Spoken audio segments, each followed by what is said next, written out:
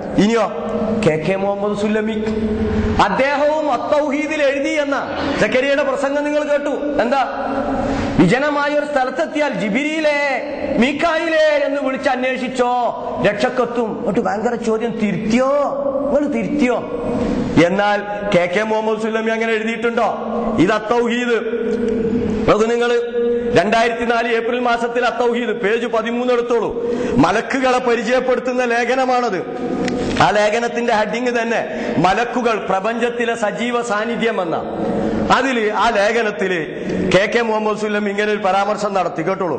ഖുർആൻ ഓതുന്ന ആളുടെ അടുക്കൽ അനുഗ്രഹത്തിന്റെ മലക്ക് വരും, റഹ്മത്തിന്റെ മലക്ക് വരും. നല്ല സദസ്സിൽ അവിടെ ഇരിക്കുന്ന ആളുകൾക്ക് വേണ്ടി പ്രാർത്ഥിക്കും. ഹദീസിൽ വന്നതാ. ജന്തുക്കൾ അറിയും മരുഭൂമിയിൽ ഒറ്റപ്പെട്ടു പോയാൽ ഉറക്കെ വിളിച്ചന്വേഷിക്കുക, മലക്കുകൾ രക്ഷക്കെത്തും. എന്താ കെ മുഹമ്മദ് സുല്ലമി എഴുതിയത്? മരുഭൂമിയിൽ ഒറ്റപ്പെട്ടു പോയാൽ ഉറക്കെ വിളിച്ചന്വേഷിക്കുക, മലക്കുകൾ രക്ഷക്കെത്തും. മരുഭൂമിയിൽ ഒറ്റപ്പെട്ടു പോയാൽ ആരോട് വിളിച്ചു പ്രാർത്ഥിക്കണം? കെ സമൂഹത്തെ പഠിപ്പിച്ചിട്ടുണ്ട്, സലാം സുല്ലമി പഠിപ്പിച്ചിട്ടുണ്ട്.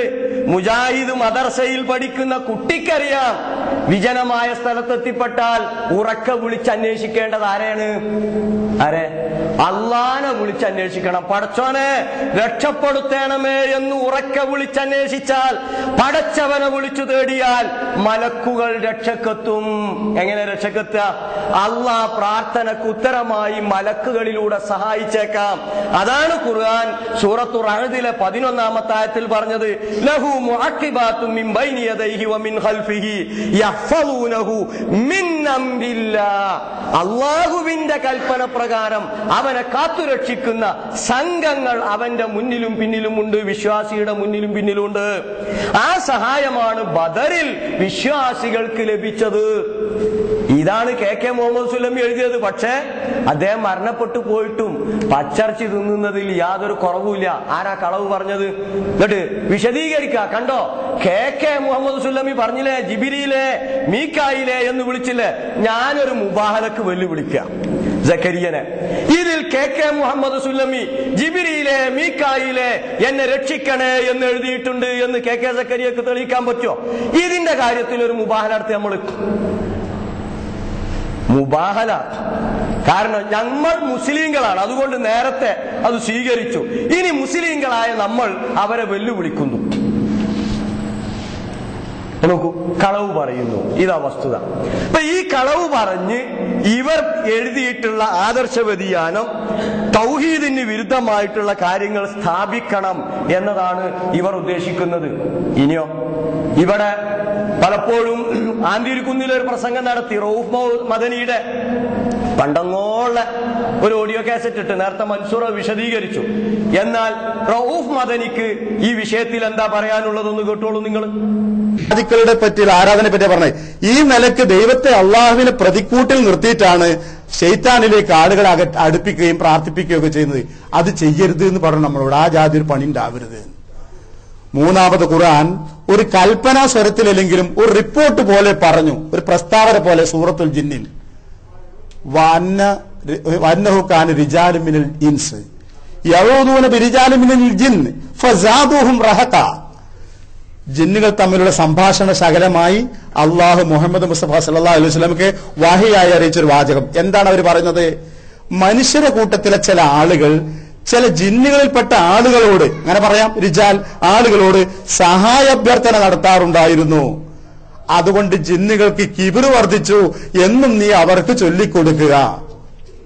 അപ്പൊ ഇങ്ങനെ ഒരു സംഭവം ദുനിയാവിൽ ഉണ്ടായിരുന്നു എന്നാ ഖുർആൻ പറയാം. എന്താണത്?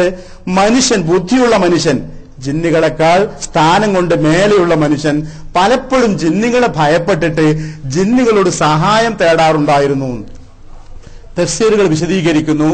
ജാഹിലിയ അറബിയുടെ വീക്ഷണം, ഈ മരുഭൂമി അതിന് ഓരോ ഭാഗം നോക്കുന്നത് ഓരോ ജിന്നാണെന്നാണ് അവരുടെ ധാരണ.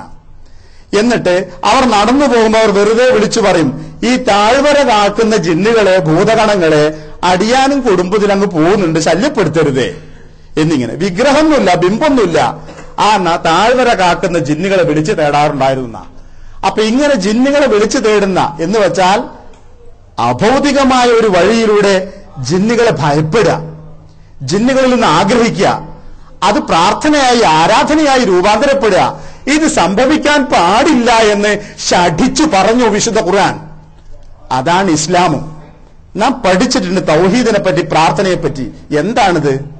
എവിടെയാണ് നമ്മൾ മറ്റു മതക്കാരുമായി വേറിട്ട് നിൽക്കുന്നത്? മനുഷ്യ കഴിവിൽപ്പെട്ട കാര്യങ്ങളിൽ സഹായിക്കാനോ ദ്രോഹിക്കാനോ മനുഷ്യരാൽ സാധിക്കും. എന്നാൽ മനുഷ്യന്റെ ഇന്ദ്രിയങ്ങളെക്കാൾ ഉപരിയായി ഒഴിവിയായ വിധത്തിൽ മറഞ്ഞ വഴിയിൽ നമുക്കൊരു ഉപകാരം ചെയ്യാൻ ലോകത്ത് ഒരു ശക്തിക്കേ കഴിയൂ, റബ്ബുൽ ആലമീനായ തമ്പുരാന് മാത്രം.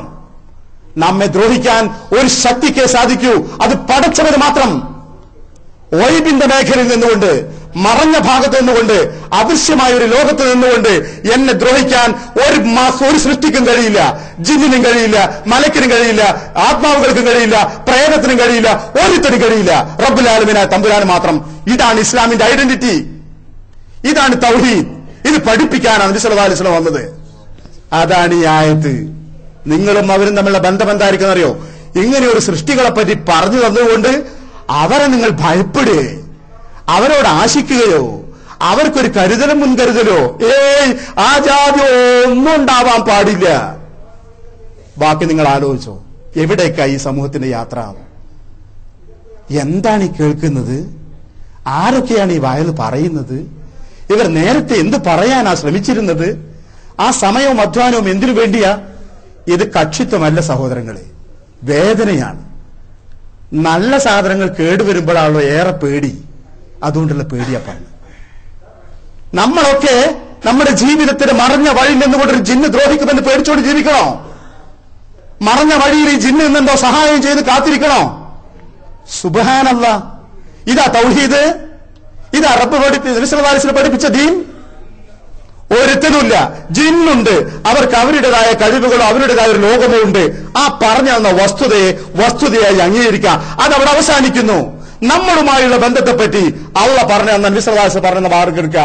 അവിടെ ഈ പേടി പറഞ്ഞില്ല, ഈ ആശ്രയം പറഞ്ഞില്ല, ഈ പ്രതീക്ഷ പറഞ്ഞില്ല, ഈ പ്രാർത്ഥന ഇല്ല, അവർക്ക് വേണ്ടി എന്തെങ്കിലും ചെയ്യാനും പറഞ്ഞില്ല. നിങ്ങൾ ജിന്നേക്ക് വേണ്ടി ഇന്നേ ചെയ്യണമെന്ന് എന്താ പറഞ്ഞത്? ഒരു വസ്തുവും പറഞ്ഞിട്ടില്ല. അതിന്റെ ഗൗരവം തിരിച്ചറിയാം. മരിച്ചുപോയ മഹാത്മാക്കളോടോ ജാറത്തിനോടോ മക്കാമിനോടോ പ്രാർത്ഥിക്കണമെന്ന് കൽപ്പിക്കുന്ന വയലില്ലേ, അതിന് സമാനമാണ് ജിന്നുകളെ ഒഴിബിയായ വിധത്തിൽ ഭയപ്പെടുകയും അവരോട് പ്രതീക്ഷയും ആശയും വെച്ച് പുലർത്തുകയും ചെയ്യണം എന്ന് പറയുന്ന വകനും. രണ്ടും തമ്മിൽ തീരെ അന്തരില്ല. ആ രണ്ടും തെറ്റാ. മൊയ്തീൻ ശേഖരൻ നമ്മളെ ഒഴിബിയായി സഹായിക്കാനും ദ്രോഹിക്കാനും പറ്റില്ല. ഒരു ജിന്നിനും നമ്മളെ ഒഴിബിയായി സഹായിക്കാനും രക്ഷിക്കാൻ പറ്റില്ല. ആ ഭാഗം ഉണ്ടെന്ന് പറഞ്ഞ് ഇവരെ പറ്റി, ശേഖന്മാരെ പറ്റി അത് പറഞ്ഞു നിന്നിട്ട് പോലുമില്ല. അത്ര തന്നെ. അല്ലാണ്ടെന്താ? ഇതാണ് പ്രധാനമായി പറഞ്ഞിരിക്കുന്നവരുമായുള്ളത്. ശ്രദ്ധിച്ചല്ലോ. റഊഫ് മൗലവി വളരെ കൃത്യമായി സൂചിപ്പിച്ചു എന്താണ് തൗഹീദ്, എന്താണ് ഇസ്ലാമിന്റെ ആദർശം, എന്താണ് മുജാഹിദ് പ്രസ്ഥാനം സമൂഹത്തോട് പറഞ്ഞത് എന്ന്. റഊഫ് മൗലവി ജീവിച്ചിരിക്കുന്നുണ്ട്. എന്നിട്ടോ ജീവിച്ചിരിക്കുന്ന ഈ റഊഫ് മൗലവി ഇത്ര കൃത്യമായി കാര്യങ്ങൾ വിശദീകരിച്ചിട്ട് സക്കരിയ സലായി ഇതിന് ന്യായീകരിക്കാൻ വേണ്ടി അവിടെ കുവൈത്തിൽ കേൾപ്പിച്ചു കൊടുത്തത് എന്താണ്? നിങ്ങൾ റഊഫ് മൗലവി എന്നോ പ്രസംഗിച്ചു എന്ന് പറഞ്ഞു. വലിയ ക്ലിയർ ഒന്നും ഇല്ല കേട്ടോ, ശ്രദ്ധിച്ചു കേട്ടോളി എന്ന് പറഞ്ഞിട്ടാ. എന്താ സക്കരിയ നേരത്തെ പറഞ്ഞത്? അയാൾക്ക് ബാധകല്ലേ? കുവൈത്തിലെ ഒരു പ്രവർത്തകൻ അദ്ദേഹത്തിന്റെ ലൈബ്രറിയുമായി ബന്ധപ്പെട്ട കാര്യങ്ങൾ ചില ആളുകൾക്ക് മെസ്സേജ് കൊടുത്തപ്പോൾ സക്കരിയ അയാളെ വിളിച്ച് അത് റെക്കോർഡ് ചെയ്തിട്ട് അയാളോട് ചോദിച്ചത് എന്താ? നിങ്ങൾ നേരത്തെ കേട്ടു, എന്താ ഞാൻ ഇവിടെ നാട്ടിലില്ലേ, എന്നോട് അതൊന്ന് ചോദിച്ചൂടെ? ഒരു മുസ്ലിം അല്ല അങ്ങനെയല്ല ചെയ്യാന്ന്. എന്താ ഈ സക്കരിയ മുസ്ലിം അല്ലേ? എന്നാ അതിനെന്നെ തെളിയുന്നുണ്ട് സക്കരിയ അല്ല എന്ന്. കാരണം എന്താ?